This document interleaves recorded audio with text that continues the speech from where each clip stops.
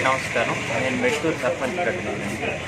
మా గ్రామాల్లో ఇప్పుడు వెలుగుబంట్లు దాడి అనేది సర్వసాధారణం అయిపోయింది. గతంలో కిడిసింగి దగ్గర కూడా 11 మంది కొట్టినప్పుడు ప్రభుత్వం ఆదుకుంది. అయినప్పటికీ కూడా ఇప్పుడు మిట్ట మధ్యాహ్నము అంటే సుమారు 9:30 సమయంలో 10:30 సమయంలో దాడి చేయడం అనేది చాలా దురదృష్టము. ఎందుకంటే అది సాధారణంగా రాత్రి వేళల్లో తిరిగితే కానీ ఇప్పుడు ఈ సమ్మర్ సీజన్లో ఇలాంటివి అయితే మేము రైతులుగా చాలా ఇబ్బంది పడతాము.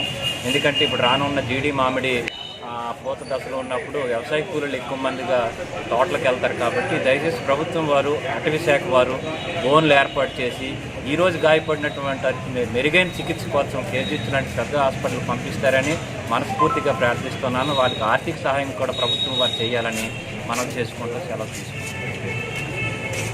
అది జమ్మగూడూరు గ్రామ కేంద్రంలో నా పేరు పెరుగుతుంది. ఇవాళ ఉదయం ఒక విషాదమైన వార్త మా పంచాయతీలో మేము వినడం జరిగింది.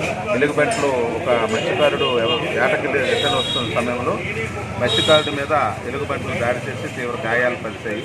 ఆయన ఆరోగ్య పరిస్థితి తీవ్రం బాగులేదు. కాబట్టి ఇవాళ ఈ పలాస జిహెచ్ హాస్పిటల్ జాయిన్ చేస్తాము.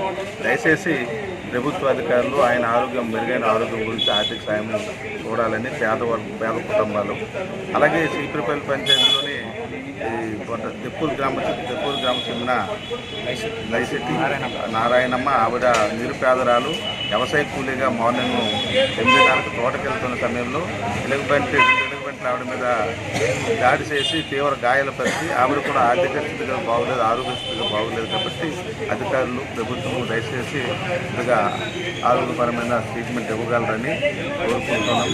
దయచేసి ఈ టైంలో మాకు ఉద్యాన మేరలో జీడి పంట టైంలో మాకు ఎలుగుబంట్లు ఈ సమయంలో చాలా ఎక్కువగా దాడులు జరుగుతుంటాయి. కాబట్టి ప్రభుత్వం దాని మీద దృష్టి పెట్టి మాకు వాళ్ళని కాపాడుతారని కోరుకుంటున్నాం.